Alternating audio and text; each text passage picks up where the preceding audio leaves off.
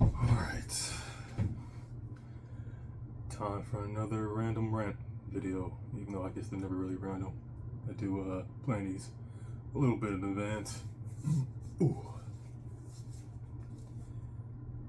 Today is mainly about staying the course and trusting your judgment.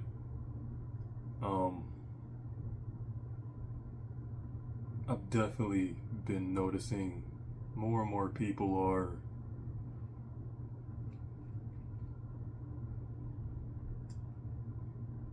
trying to create their own reality about how they feel about themselves, how they feel about their situations, and at the same time, they're also maybe unconsciously trying to keep other people from creating their own realities as well.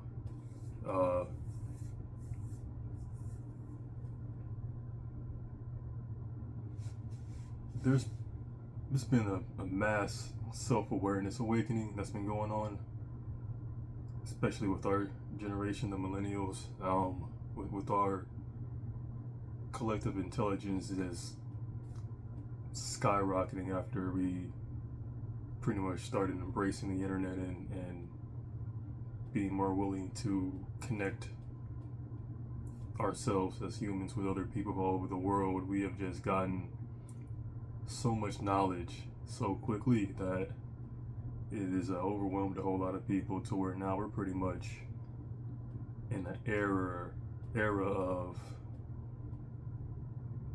a lot of people trying to find out what exactly is going on with themselves and with everyone around them. You know, I'm definitely in that boat of figuring out what exactly is happening. You know, a lot of things that we used to do as humans all over the world, you know, all of our traditions are definitely starting to, the foundations of them weren't as solid as we thought they were, and things are just collapsing left and right with, you know, how we were supposed to carry ourselves as adults, our relationships, our values.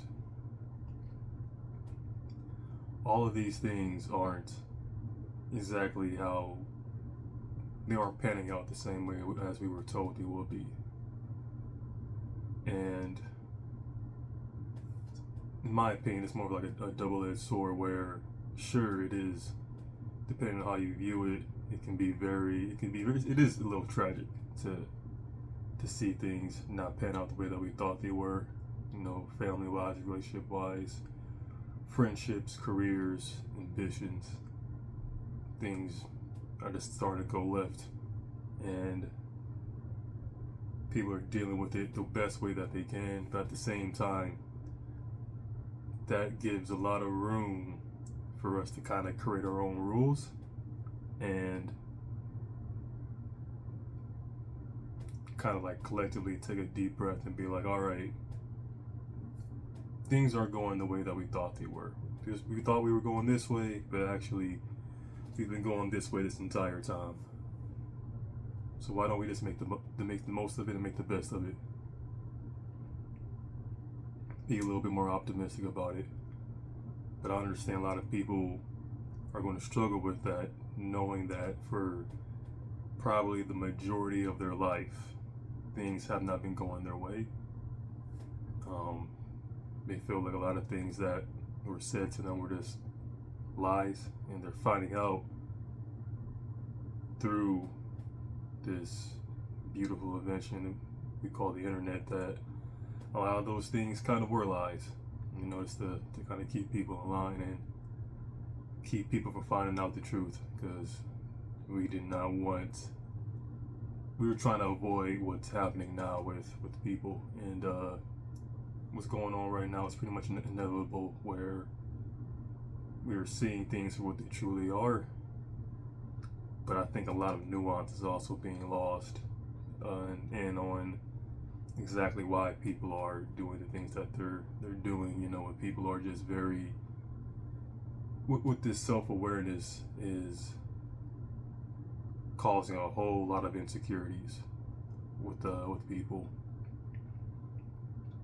where so many people just feel like they're just not enough, comparing themselves to people who, frankly, they should never be comparing themselves to.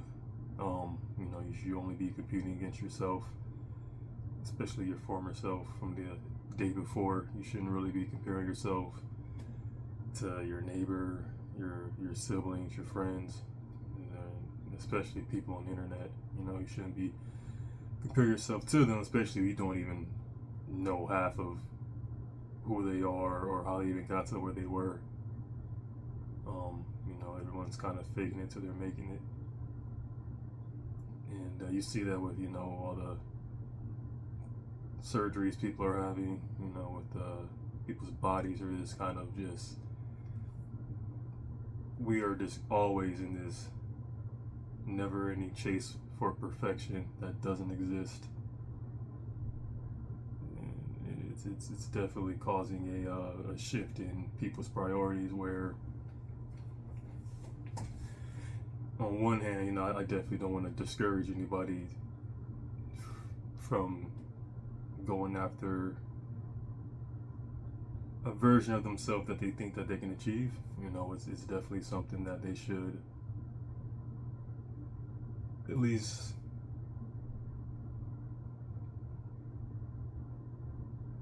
give it a shot. If you feel like you aren't strong enough and doing things like the traditional way isn't the way that you want to go, if you want to enhance yourself, there's nothing inherently wrong with it. It's like anything, doing things in moderation and making sure that you're not doing any long-term harm to your body is the goal. Same thing with surgeries or any type of modifications to you, but especially here in America and a lot of other Western countries, we are definitely indulging in it, kind of, I won't say go overboard, but we're definitely diving deep into it, and that in itself isn't a problem, but with so many people just in the denial of it, that's definitely something I'm noticing, where it is becoming a lot easier, at least for me, to see like who is being their true authentic self and who isn't. Just because I just feel like authentic people are becoming more and more rare. It's something that just, with, like I said, with the internet, especially with social media, it's becoming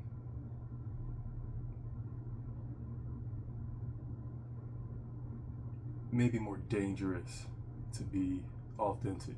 Now that I think about it and kind of process that for a little bit, it probably gets very dangerous to be authentic in today's world,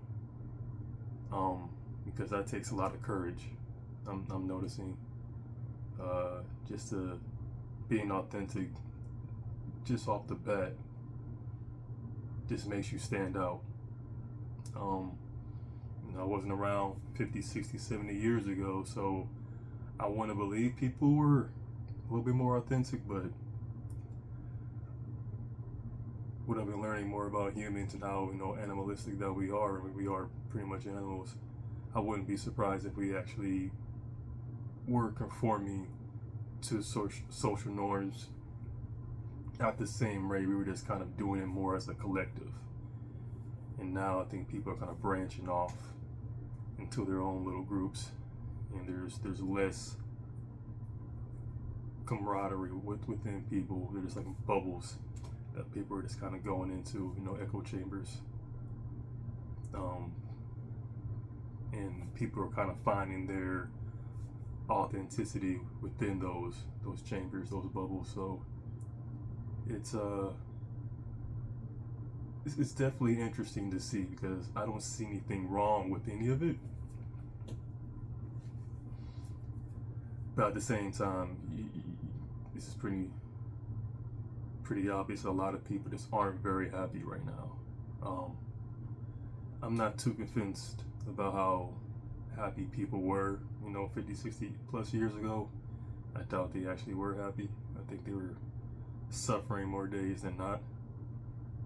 But people are definitely seem to be chasing that happiness a lot more today than ever before, which is leading, in my opinion, to more suffering, especially more like meaningless suffering. Just suffering for the sake of it. And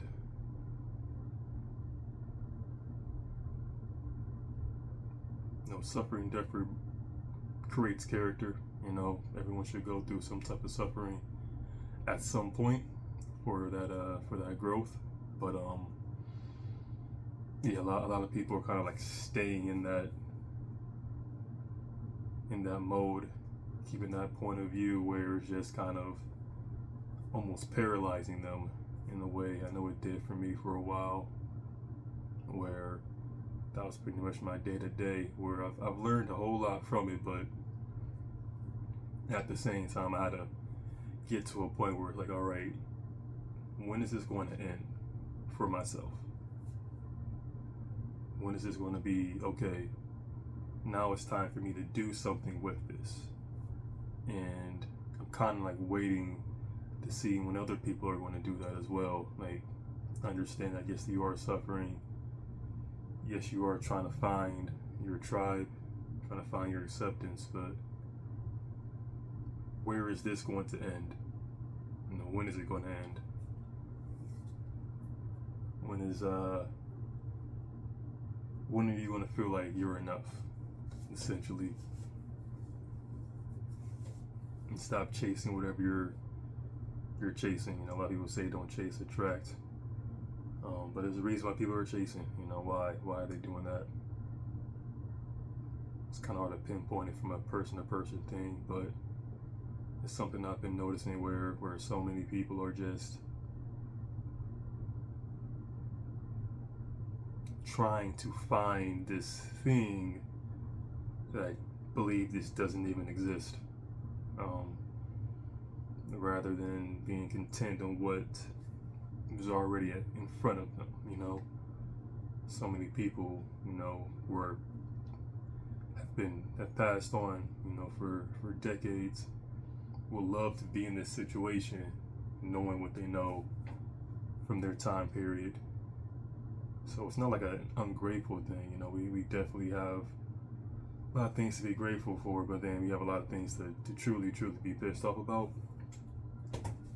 It was my generation, the generation before, mainly because of how insensitive people are. People keep saying, even millennials, but mostly Gen Z, that they're the most sensitive. They're overly sensitive. It's like, I think they're actually in tune with their emotions, with their senses, with their feelings, and they're exposing the other generations for not tapping into that more often. A lot of the emotions that the men showed was fear and anger. That was pretty much the main two. And women, it was a little bit more than that, but they weren't fully tuned in with their emotions. And because of that, they repressed them, and it led to a lot of the issues that we're seeing today, especially with the economy. This is pretty much people just not feeling for each other for a very, very long time. And this is what the results are. Kind of, obviously it depends on where you're living, but I doubt anyone's living in a place, especially in the U.S., that is thriving, economy wise.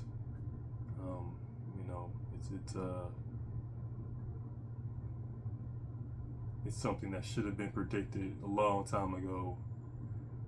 Like the economy, the economic side of it has, but the social and emotional side was definitely neglected, which is like the biggest indicator of how Gen Z, I'm not even sure how this even happened, how this occurred, but shout out to them. Like, probably the internet, definitely the internet. They just tapped into this. That missing piece was emotion and feeling for people and caring for people and caring for things other than themselves. That's something that was missing from my parents' generation and the generation before, is truly caring about other people. Um, it's that is pretty much going to bring people together again. Is that selflessness, that tapping into that empathy, which is funny because they say people with autism have an empathy problem, which is actually the other way around. People without autism are the ones with empathy problems. People with autism empathize with people heavily. I can speak to that personally. It's something that we just do automatically. It's, unless something happened to where they feel like it's a threat to them or it's a problem to do that, then they kind of gravitate away from it. But even then, part of them are just going to still empathize with people, which is a sign of intelligence, emotional intelligence, which I think that's what people with autism just get automatically, is just that EQ with the IQ as well. So we are definitely seeing a massive rise in self-awareness where people are just now saying out loud how unhappy they are, even in their teens, this whole suck it up and just push through mantra that was just pushed on kids, especially in Asian countries, is rearing its ugly head, and it is not. I don't want to slap a label on it, but it was inevitable. It was inevitable to get to this point. But at the same time, it is a blessing to be on the forefront of it. I feel like this is pretty much my calling to speak on these things and to constantly think on exactly what I can do and what I can do to help to continue spreading the message and the word of this self-awakening, this people just getting more and more knowledge, about themselves. I'm going to make a video about having that self-awareness and how it's pretty much integrate. It's pretty much,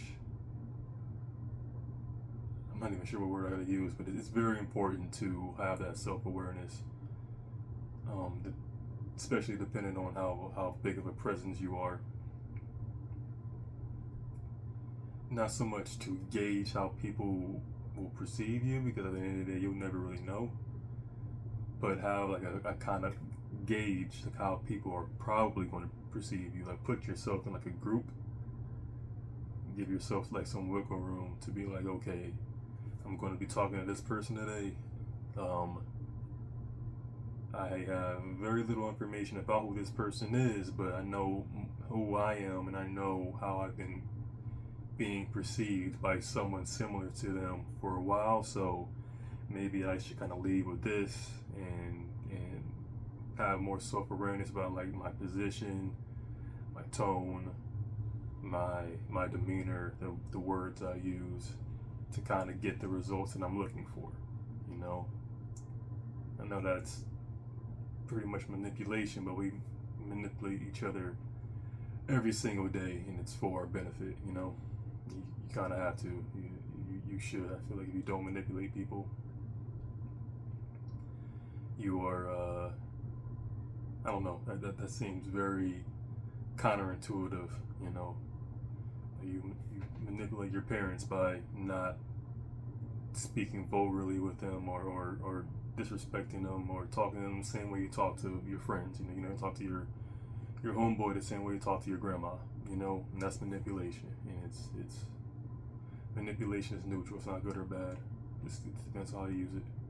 But yeah, this self-awareness is integral.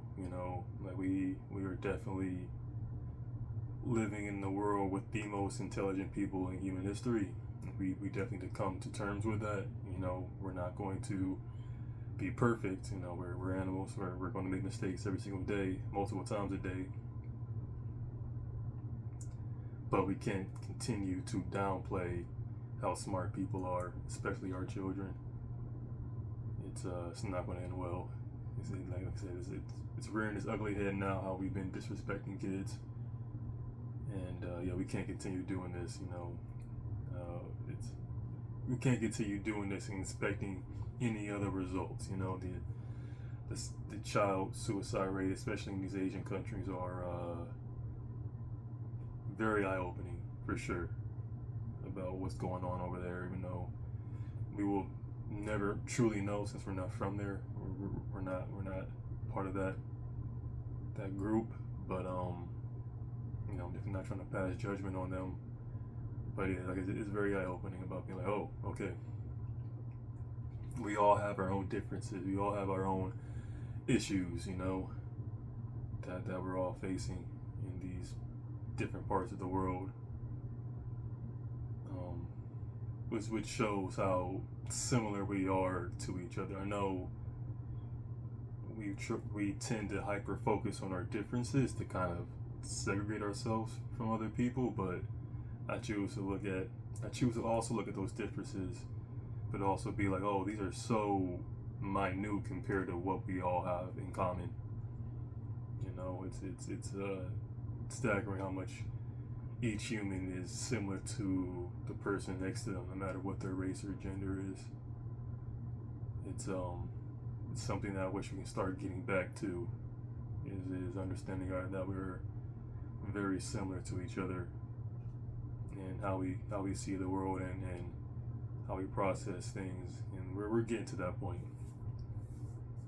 We're just kind of in the rough patch, the dry spell, the growing pains of that, where we kind of have to get out of our own way a little bit, kind of getting to understanding how to do this myself, of realizing that you're not a victim. You're actually going through what you're going through as a blessing, because how do I work this? Like I'm just processing this. I don't want to have to repeat myself or clarify anything.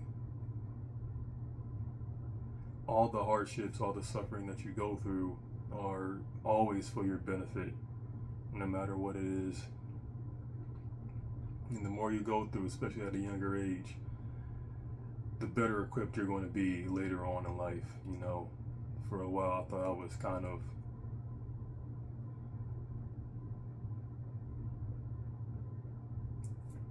being held back because I was constantly suffering and suffering and suffering. And in some ways I was, it definitely, I feel like some of those things probably should have been avoided, but at the same time, where I'm at now, I feel like I'm so far ahead of the game, and I've been told this so many times, that I have to pretty much thank all the suffering that I've gone through. That's just did something to my brain, where it's just designed to be so resilient. All of our brains are, especially people who are neurodivergent. It's designed to be so resilient that it's just going to take all that information that you gain through that suffering, and how we just processes it is just going to be like, okay, now do this, now do this, now do this. I'll probably elaborate more on that later. Probably it's like some video game terms. That's probably like my wheelhouse. One day I will start making games, and that'll be like the best way for me to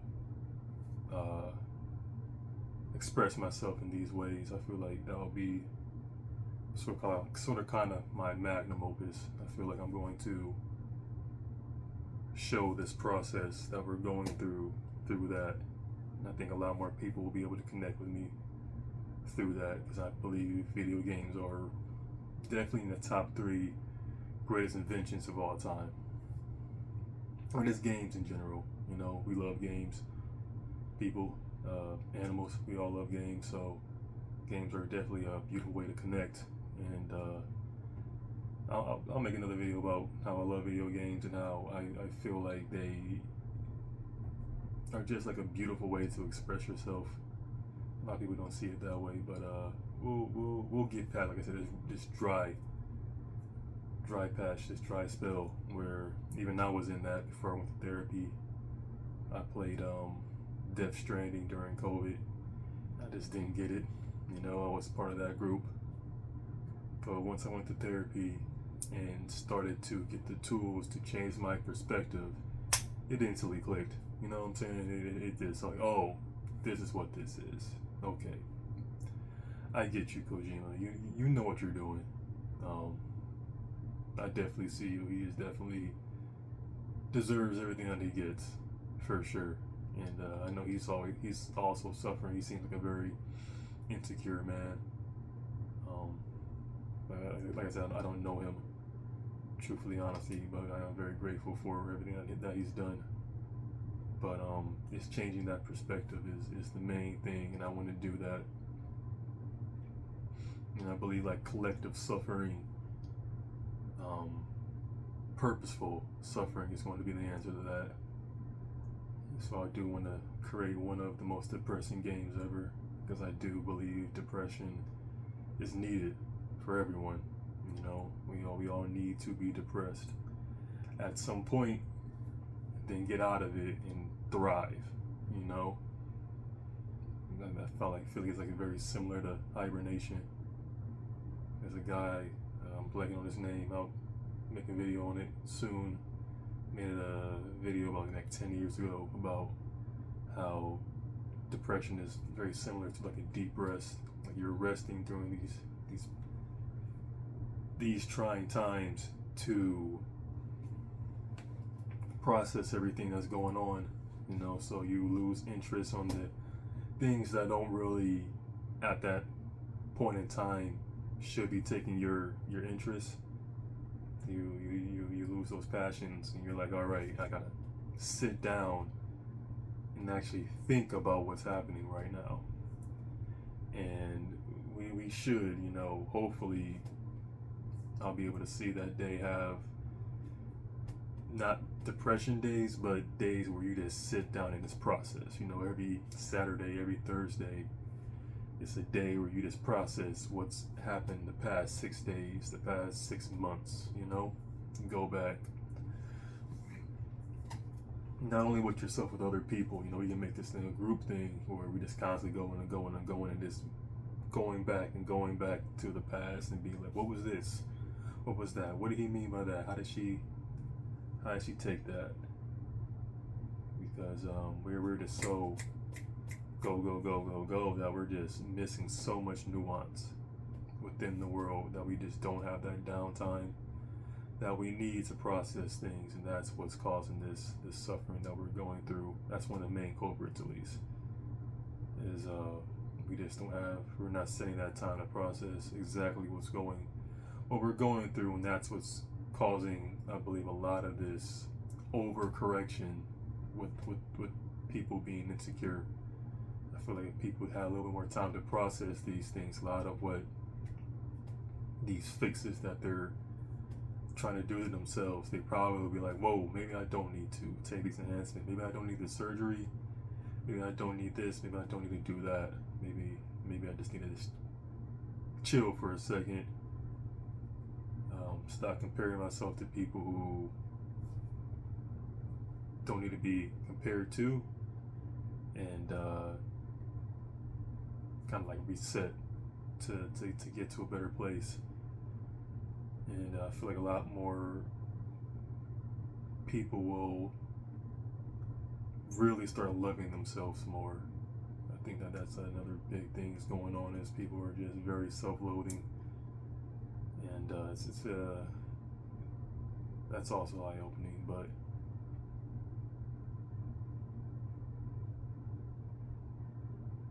I know I lost the plot maybe like 20 minutes ago, so I think I'm gonna end it right here. But I'm gonna keep these coming.